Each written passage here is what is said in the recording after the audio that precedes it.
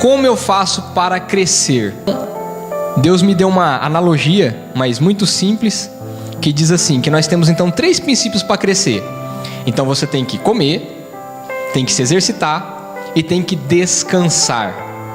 Então os 3 princípios para crescer são comer, se exercitar e descansar.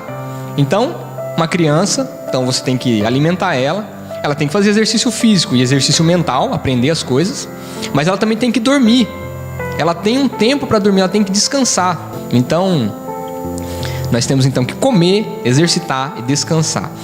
Então, o primeiro princípio aí para comer. Amém? 1 Coríntios 3, 1 e 2 diz assim: Eu, porém, irmãos, não vos pude falar como a espirituais, e sim como a carnais, como a crianças em Cristo.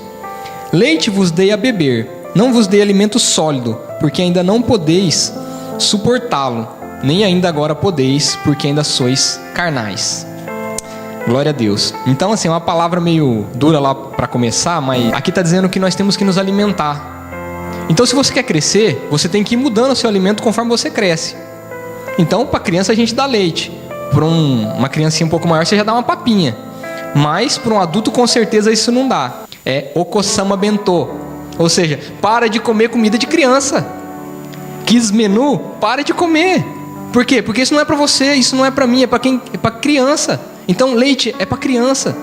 Então você tem que colocar a mão na massa lá e começar a comer. Então você tem que começar a comer de verdade. Então larga esse quis menu para lá, larga esse okosama bentô para lá e começa a comer coisa de adulto. Você quer crescer? Então você tem que comer coisa de adulto. Então, olha só.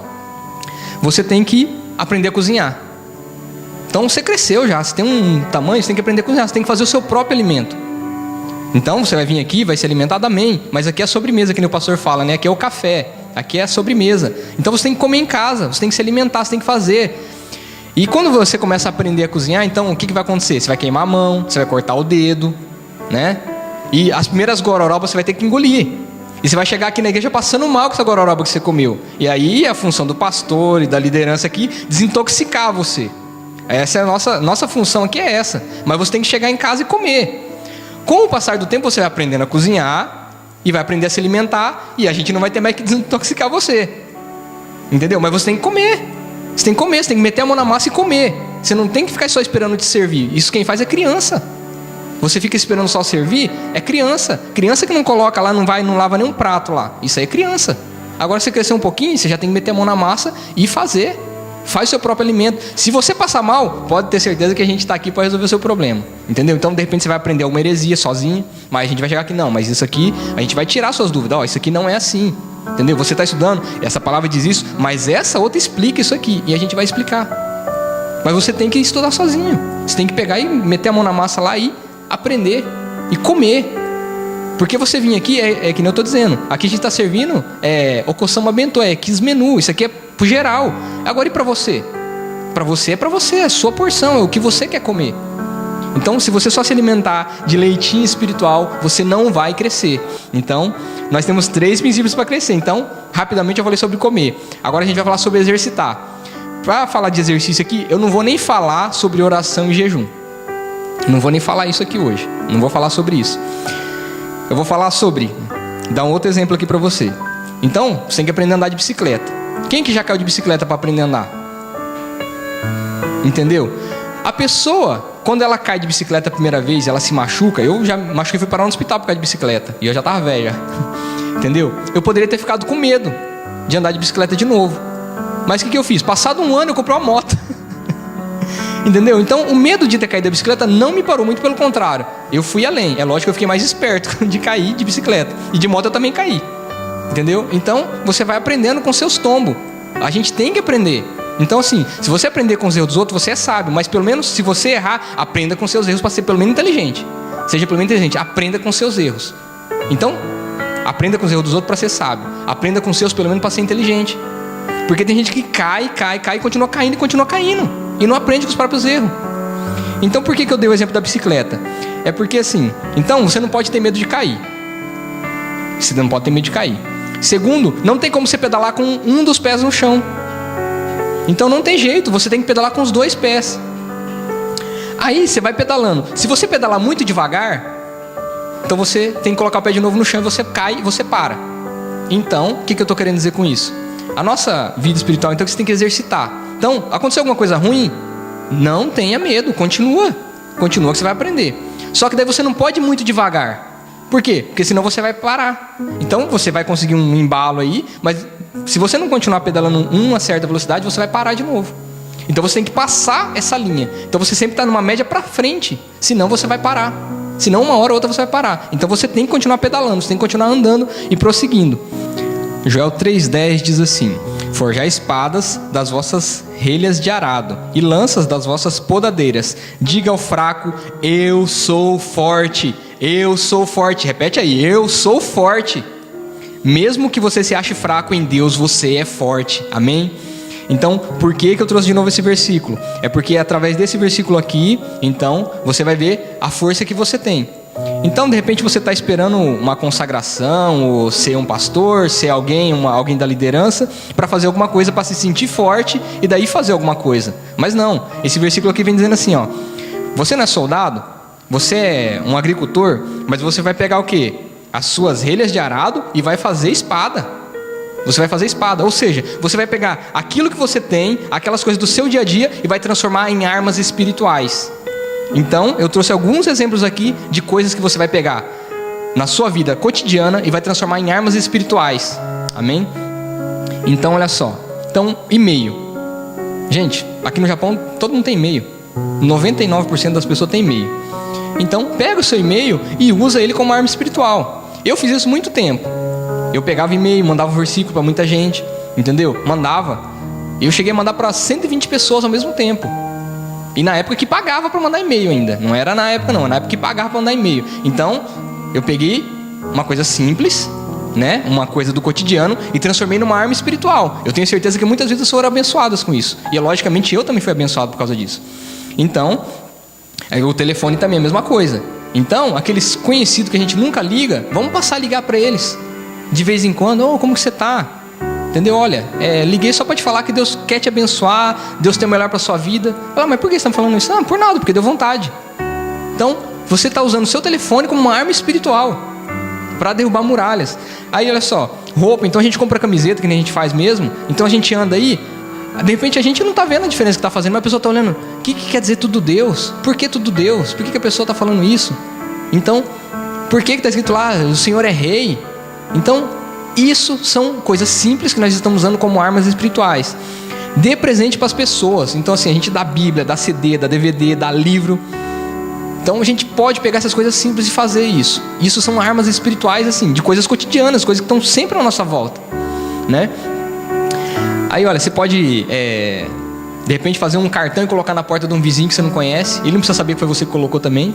Coloca lá um versículo, uma palavra de bênção. Olha, Deus tem o melhor para você, Jesus te ama. Coisa simples, ninguém precisa ficar sabendo que foi você que colocou. Vai lá e coloca. Então estou dando exemplos aqui que Deus foi me lembrando. E, glória a Deus, uma coisa que a pastora até falou aqui, e realmente, aquele abraço grátis. Ela estava falando do glória a Deus. São armas, são coisas simples.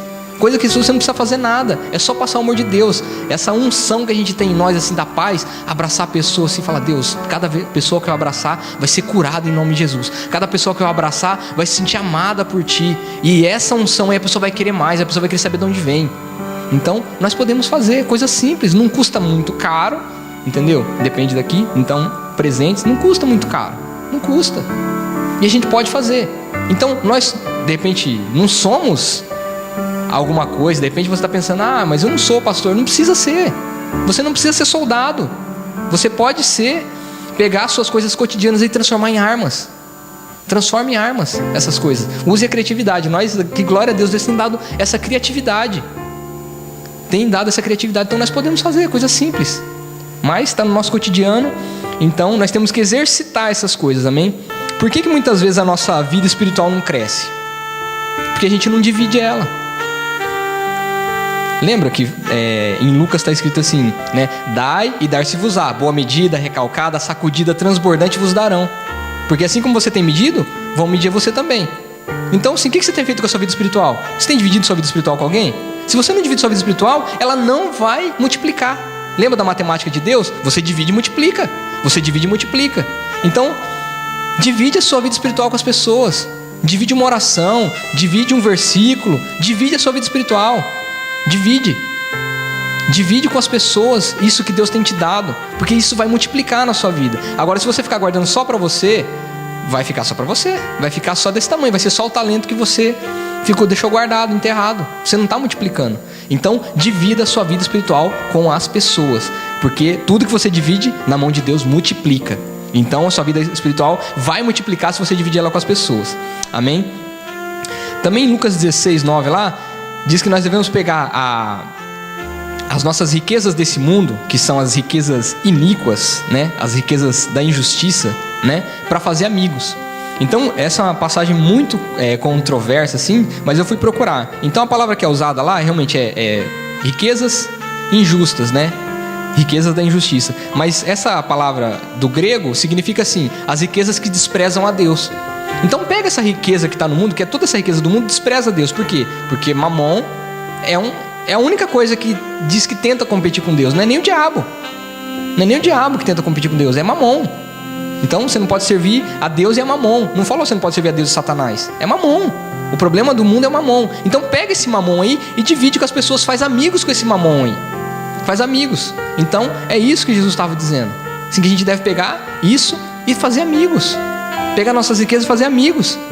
E daí as pessoas vão dar valor a isso, vão querer saber mais desse Deus. E lá no céu, o que vai acontecer? Essas pessoas vão receber a gente. Então, nós devemos pegar esses bens materiais para fazer amigos. Então, o exercício da misericórdia, o exercício da graça de Deus. Então, é isso que nós devemos exercitar. Que nem eu disse, eu não vou nem tocar aqui em oração e jejum. Estou dizendo aqui em coisas realmente assim do cotidiano para você poder crescer. Amém? Olha só, outra coisa que a gente precisa entender para se exercitar é o seguinte, é sobre a parábola da ovelha perdida. O que Jesus estava dizendo? Jesus estava dizendo assim, se você tiver 99 ovelhas e uma se perder, eu não tenho problema nenhum em deixar 99 no deserto e ir atrás da outra. O que ele estava dizendo? Igreja, eu estou deixando vocês no deserto aí, eu estou indo buscar a outra que está perdida. Ah, mas agora eu vou ficar sem pastor? Para que Deus deixou o Espírito Santo aqui? Então assim, aí você fica correndo de repente atrás de homens, atrás de uma liderança que não pode fazer nada. Se Deus falou assim que vai deixar você com o Espírito Santo, como que nós vamos cuidar de todo mundo? Então assim, o pastor, ele não vai correr, ele vai correr atrás das 99, da outra ovelha.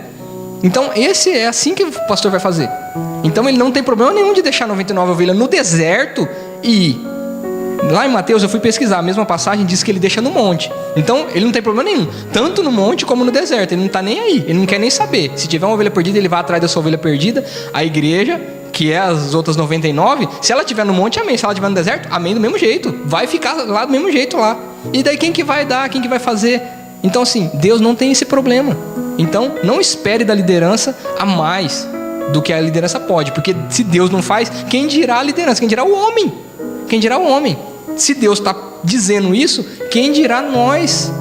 Se Deus que está em todo lugar não tem problema nenhum de deixar você passar esse deserto que está passando, quem dirá a liderança? Então muitas vezes a gente quer cobrar coisas que não for deixado o pastor fazer mesmo. Então o jeito de você exercitar, de você crescer, é não ficar dependendo 100%. Se você precisar, amém, glória a Deus. Mas se não precisar, vai lá, mete a mão na panela, faz sua comida. Por quê? Porque é assim que Deus estava dizendo na parábola da ovelha perdida. Então você não está mais perdido. Deus te colocou aqui dentro, glória a Deus. Você já tem um lugar para congregar.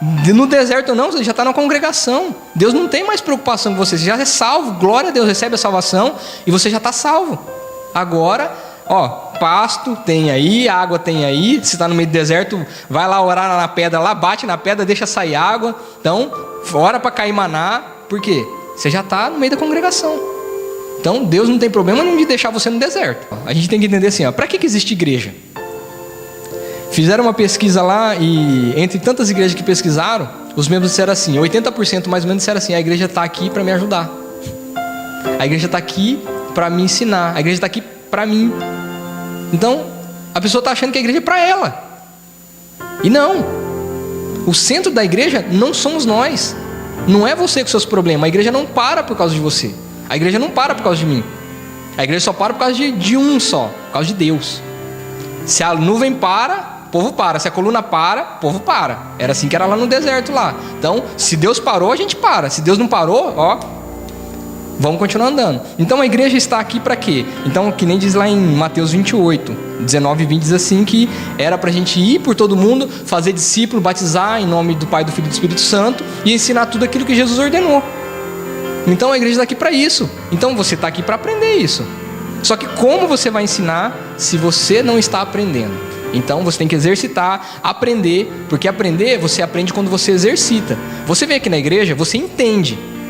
Eu estou pregando aqui, você está entendendo o que eu estou falando, mas você só vai aprender o que eu estou falando quando você fizer. Quando você fizer essas coisas que está sendo pregado aqui, aí você aprende. Agora você só está entendendo. Tanto que a maioria das pessoas sai daqui e não consegue explicar o que foi pregado. Por quê? Porque ela entendeu, ela não aprende. Ela não aprendeu. Ela entendeu, mas não aprendeu. Então a pregação aqui é para quê? Para gerar fé em você, para que você entenda. Mas aprender, você tem que aprender com Deus mesmo. Você tem que aprender, muitas vezes, ele fazendo mesmo, colocando a mão na massa. Cortando os dedos, queimando os dedos nas panelas lá, faz sua comida, entendeu? Dá comida para os outros. Então é assim que a gente vai aprender. A gente não aprende só na teoria, não tem como. Só teoria é só teoria. Os 3 princípios para crescer então: comer, exercitar, descansar. Então, comeu, parou de comer o que você aumentou? Então, exercitou nas coisas simples da nossa vida? Porque a gente exercita nas coisas simples. Se você é fiel no pouco, sobre muito Deus vai te colocar. Agora, se você não é fiel naquilo que Deus já colocou na sua mão, celular, carro, telefone, e-mail, internet, não é fiel nessas coisas, não é fiel nesse salário que Deus te dá para você dar presente para os outros, então Deus não vai prosperar mais nisso, porque a gente tem que ser fiel nesse pouco. E depois a gente tem que aprender a descansar. Glória a Deus, descansar. Vinde a mim, todos os que estáis cansados e sobrecarregados, e eu vos aliviarei. Tomai sobre vós o meu jugo e aprendei de mim, porque eu sou manso e humilde de coração, e achareis descanso para a vossa alma. Glória a Deus. Então, você tem que achar descanso para a sua alma, e em Jesus você acha descanso para a sua alma. Glória a Deus. Então, receba o descanso, vai até Jesus. Está complicado, está difícil? Vai até Jesus, ele tem um fardo leve, tem um fardo suave, ele tem descanso para a sua alma, tem descanso. Então, o que é o descanso de Deus? Provérbios 3, os 5 e os 6. Então diz assim: confia no Senhor de todo o teu coração e não te estribes no teu próprio entendimento. Reconhece-o em todos os teus caminhos e Ele endireitará as tuas veredas. Glória a Deus. Então, descansa na fé que você tem em Deus. Você já fez toda a sua parte? Então descansa. Esse problema, ele não vai mais além. Por quê? Porque Deus tem descanso para a nossa alma. A gente faz até onde é possível, o impossível é Deus que faz. Glória a Deus. Então você tem que descansar nessa confiança. Você fica fazendo as contas e as contas nunca vai bater. Por quê? Porque você está no seu próprio entendimento, você está na matemática humana, e a matemática de Deus é diferente. Então descansa em Deus, aprende a descansar, a dormir mesmo sossegado, tranquilo, sabendo que Deus tem o melhor para você. Aprende a descansar no Senhor. Então você tem muito trabalho a fazer, glória a Deus, nós temos uma colheita, só que não é na nossa força. Lembra que a gente aprendeu? Não é na nossa força, é na força que vem de Deus. Não é por nós, é porque Deus é Deus. É Deus que faz, é Deus que age, é Deus que opera, é Deus que dá. É tudo Deus, tudo Deus. Então não adianta a gente ficar se batendo no nosso próprio entendimento. Ainda há um descanso para o povo de Deus. Ainda há um descanso, mas para aqueles que obedecem. Para quem obedece a Deus, existe descanso. Então olha só, de repente você está cheio de problemas, você vem para a igreja aqui e Deus derrama essa unção de paz. E daí você continua com problema, só que você está na paz. Você está na paz porque Deus encheu o seu coração de paz. Por quê? Porque Ele tem o melhor para nós. Ele tem descanso para nossas almas. Glória a Deus. Então a gente vem aqui com a cabeça muitas vezes cheia de problema, mas a gente vem aqui e entrega no altar de Deus, e a gente pode descansar nas mãos do Senhor, como a gente cantou. Então eu posso descansar nas mãos de Deus. Eu estou fazendo a minha pouquíssima parte, eu estou fazendo a fraqueza da minha parte, e o resto Deus é que vai fazer. O resto Deus é que vai fazer.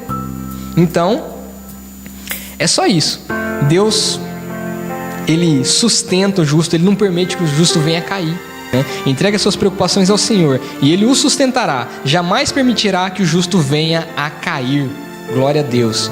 Então, é Deus que nos sustenta. A gente não cai porque é Deus que sustenta. Então, se a gente ficar pensando na nossa força, então a gente cai. Mas quando a gente lembra que é Deus que nos sustenta, nós dizemos: eu sou forte. Eu sou forte. Em Deus eu sou forte. Em Deus eu pego coisas cotidianas e transformo em armas espirituais. Então, eu como, eu me exercito e eu descanso. Eu descanso porque eu comi bem. Eu comi o que Deus tinha para mim, eu comi. Aí eu exercitei aquilo que Deus colocou na minha mão para fazer. Tanto fisicamente como psicologicamente mesmo. Então eu exercitei a misericórdia. E daí eu posso descansar, sabendo que Deus é que vai dar a colheita. Eu plantei, Deus é que vai dar a colheita. Eu plantei, eu fiz a minha parte. Eu estou acreditando, eu estou obedecendo. Então existe um descanso para o povo de Deus. Para o povo que obedece a Deus, existe um descanso. Existe descanso. E não é lá na glória só não. A gente pode descansar aqui também. A gente pode descansar aqui também. Confiar em Deus, de que Deus está no controle das nossas vidas. E que é Ele que dá o querer e o operar mesmo nas nossas vidas. Tudo Deus, tudo Deus. Glória a Deus. Então descansa no Senhor. Descansa. Porque descansar no Senhor é fé. Descansar no Senhor é fé. Então haja a sua fé. Amém? Então, vou falar de novo então. Come, se exercita e descansa. Come, se exercita e descansa. Amém?